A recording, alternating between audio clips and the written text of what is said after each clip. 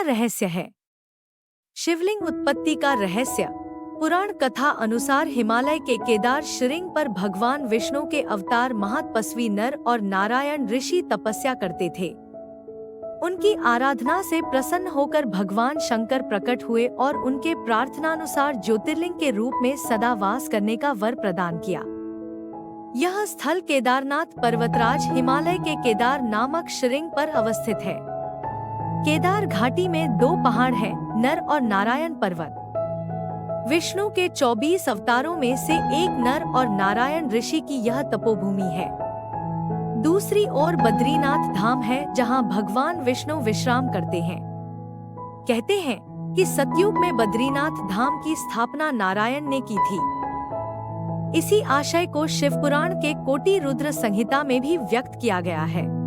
दूसरा रहस्य पांडव कथा। कहा जाता है जब पांडवों को स्वर्ग प्रयाण के समय शिवजी ने भैंसे के स्वरूप में दर्शन दिए थे, जो बाद में धरती में समा गए, लेकिन पूर्णतः समाने से पूर्व भीम ने उनकी पूंछ पकड़ ली थी। जिस स्थान पर भीम ने इस कार्य को किया था उसे वर्तमान में केदारनाथ धाम के नाम से जाना जाता है, एवं जिस स्थान पर उनका मुख धरती से बाहर आया उसे पशुपतिनाथ, नेपाल कहा जाता है। पुराणों में पंचकेदार की कथा नाम से इस कथा का विस्तार से उल्लेख मिलता है।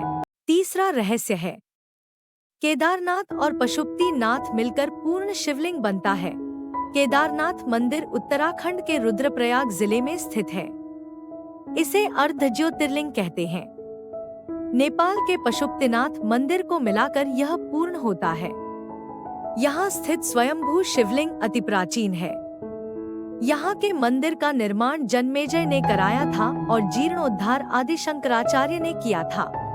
चौथा रहस्य है एक रेखा पर बने हैं केदारनाथ और रामेश्वरम मंदिर। केदारनाथ मंदिर को रामेश्वरम मंदिर की सीध में बना हुआ माना जाता है। उक्त दोनों मंदिरों के बीच में कालेश्वर तेलंगाना, श्रीकालाहस्ती मंदिर आंध्रा, एकम्बरेश्वर मंदिर तमिलनाडु, अरुणाचल मंदिर तमिलनाडु, तिलई नटराज मंदिर चिदम्बरम और रामेश्वरम तमिलनाडु आता है। ये शिवलिंग पंचभूतों का प्रतिनिधित्व करते हैं। पांचवा रहस्य है 400 वर्ष तक बर्फ में दबा रहा मंदिर। वर्तमान में स्थित केदारेश्वर मंदिर के पीछे सर्वप्रथम पांडवों ने मंदिर बनवाया था, लेकिन वक्त के थपेड़ों की मार के चलते यह मंदिर लुप्त हो गया। बाद में 8वीं शताब्दी में आदि शंकराचार्य ने एक नए मंदिर का निर्माण कराया, जो 400 वर्ष तक बर्फ में दबा रहा।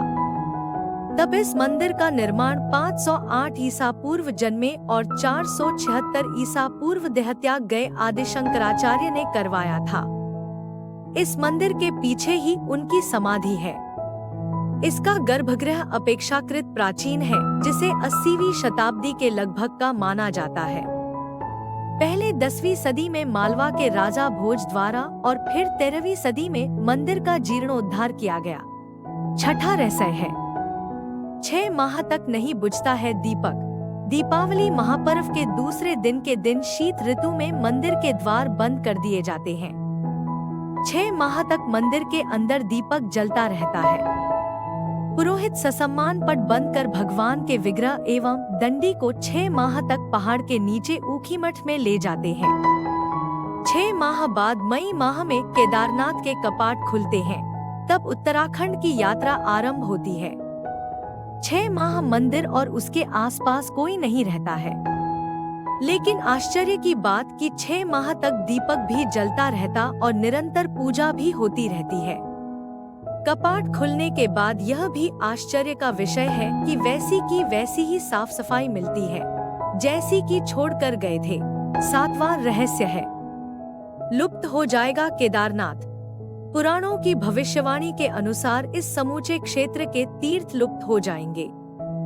माना जाता है कि जिस दिन नर और नारायण पर्वत आपस में मिल जाएंगे, बद्रीनाथ का मार्ग पूरी तरह बंद हो जाएगा और भक्त बद्रीनाथ के दर्शन नहीं कर पाएंगे। पुराणों के अनुसार वर्तमान बद्रीनाथ धाम और केदारेश्वर धाम लुप्त हो जाएंगे और वर्षों बाद भविष्य में भविष्य बद्री नामक नए तीर्थ का उद्गम होगा। 8वां रहस्य है तूफान और बाढ़ में भी रहता है सुरक्षित। 16 जून 2013 की रात प्रकृति ने कहर बरपाया था। जल प्रलय से कई बड़ी बड़ी और मजबूत इमारतें ताश के पत्तों की तरह ढहकर पानी में बह गईं। लेकिन केदारनाथ के मंदिर का कुछ नहीं बिगड़ा। आश्चर्य तो तब हुआ जब पीछे पहाड़ी से पानी के बहाव में लुढ़कती हुई विशालकाय चट्टान आई और अचानक वह मंदिर के पीछे ही रुक गई। उस चट्टान के रुकने से बाढ़ का जल दो भागों में विभक्त हो गया और मंदिर कहीं ज्यादा सुरक्षित हो गया। इस प्रलय में लगभग 10,000 लोगों की मौत हो गई थी। 9वां रहस्य है, कैसे बना होगा यह मंदिर? अभी भी रहस्य बरकरार। यह मंदिर कटवा पत्थरों के भूरे रंग के विशाल और मजबूत शिलाखंडों को जोड़कर बनाया गया है।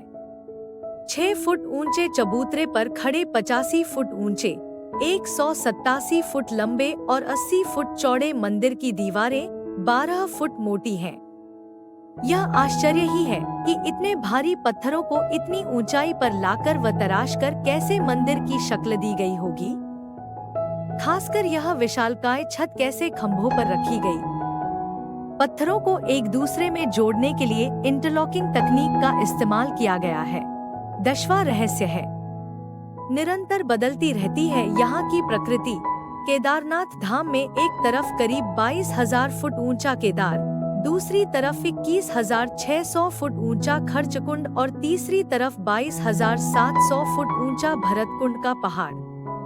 न सिर्फ 3 पहाड़ बल्कि 5 नदियों का संगम भी है यहाँ। मंदाकिनी, मधुगंगा, क्षीरगंगा, सरस्वती और स्वर्णगौरी। इन नदियों में अलकनंदा की सहायक मंदाकिनी आज भी मौजूद है। इसी के किनारे है केदारेश्वर धाम। यहाँ सर्दियों में भारी बर्फ और बारिश में जबरदस्त पानी रहता है। यहाँ कब बादल फट जाएं और कब बाढ़ आ जाए कोई नहीं जानता।